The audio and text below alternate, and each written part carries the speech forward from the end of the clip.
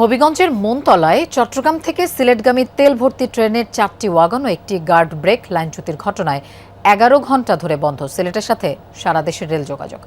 রাত থেকেই চলছে লাইনচ্যুত ওয়াগন ও গার্ড ব্রেক উদ্ধারের কার্যক্রম। ঘটনাস্থলে কাজ করছে উদ্ধারকারী রিলিফ ট্রেন। এর মধ্যে বাতিল করা হয়েছে সিলেট থেকে ঢাকাগামী উপবন এক্সপ্রেস এবং চট্টগ্রামগামী উদয়ন এক্সপ্রেসের যাত্রা। বুধবার সোয়া 9টার দিকে তেল ভর্তি ট্রেনটি মনতলা স্টেশন অতিক্রম করে শাহপুর এলাকায় পৌঁছালে 4টি ওয়াগন একটি গার্ড ব্রেক লাইনচ্যুত হয়। এ সময় ওয়াগনগুলো থেকে তেল পড়া শুরু হলে আশপাশের লোকজন তেল সংগ্রহ শুরু করেন। A1 SWR Pipe and Fittings. A1 Engineers number 1 choice.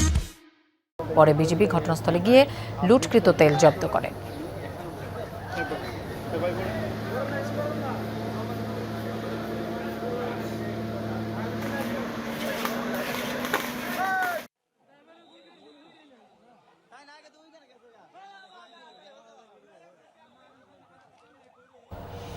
দর্শক, এ ব্যাপারে আরও জানবো। আমাদের সাথে যোগ দেবেন হবিগঞ্জ থেকে প্রদীপ দাস সাগর এবং কমলাপুর রেল স্টেশন থেকে শওকত মঞ্জু শান্ত। আমরা শুরুতেই হবিগঞ্জে যেতে চাই প্রদীপ দাস সাগরের কাছে। সাগর, লাইনচ্যুত ওয়াগন এবং গার্ড ব্রেক উদ্ধার করা গেল কিনা, এখন পর্যন্ত কতগুলো ট্রেনের যাত্রা বাতিল করা হয়েছে?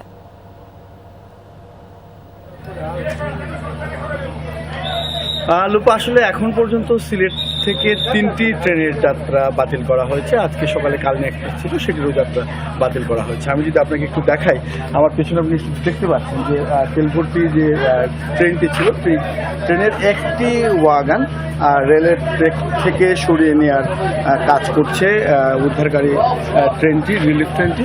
এর বাইরে এখনও আরও 2টি ওয়াগান এখন পর্যন্ত ট্রেকেই রয়েছে এবং যেটি উদ্ধারের ট্রেক থেকে সরানোর চেষ্টা করা হচ্ছে, সেটিও আসলে আরও কিছুটা সময় লাগবে। কারণ এই জায়গাটি যেখানে ঘটনাটি ঘটেছে, এখানে আসলে এক ধরনের রেল ক্রসিংয়েরও একটি বিষয় রয়েছে, যে কারণে এটিতে একটু সময় লাগতে পারে। রেলের গুরুত্বপূর্ণ কর্মকর্তারাও এখানে আছেন। তারা এখন পর্যন্ত আমাদের সাথে আনুষ্ঠানিকভাবে কোনো কথা বলেননি, তবে তারা যেটি বলেছেন যে কিছুক্ষণ পর হয়তো তারা ব্রিফ করবেন যে আসলে কতটুকু সময় লাগতে পারে। এই মুহূর্তে কতটা সময় লাগতে পারে সেটি আসলে তারাও নিশ্চিত করে বলতে পারছেন না। তবে গতকাল রাত 2টার পর থেকে আসলে উদ্ধারকারী ট্রেনটি আসার পর থেকে তাদের যে উদ্ধার তৎপরতা সেটি চলমান রয়েছে।